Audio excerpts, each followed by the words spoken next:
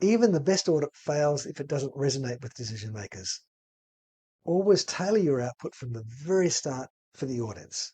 An energy audit is only as good as the actions it initiates.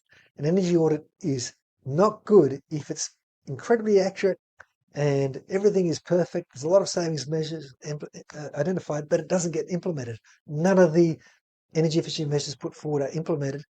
If that happens to you, the audit is not a good audit. Even though technically it may be very good, it's actually not a good energy audit. What elevates a standard audit to an investment grade audit?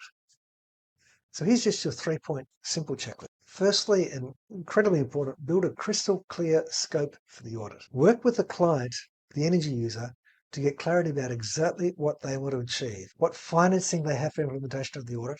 You need to ensure that the decision makers are on board with this and they know exactly what they want to achieve. They're willing to invest.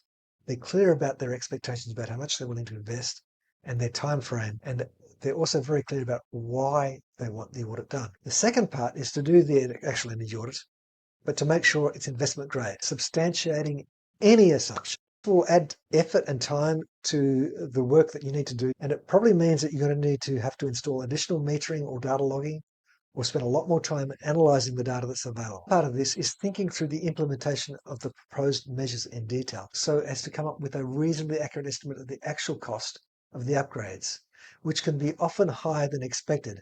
You need to look at the proposed measures through the risk lens of the client and partner and engage with the client in such a way that they are comfortable in proceeding through to implementation of what you're advising. You, of course, need to be speaking the language of the financial decision makers when presenting the recommended energy savings measures. The third point on this simple checklist is to follow through. You need to follow through after the audit to ensure that what is recommended gets implemented. Now, if you didn't do the preparatory work well right at the start, when scoping the audit, you'll find that getting the proposed energy efficiency measures implemented a lot harder if you haven't kind of prepared the ground beforehand, before you actually got in and identified what the energy savings measures were.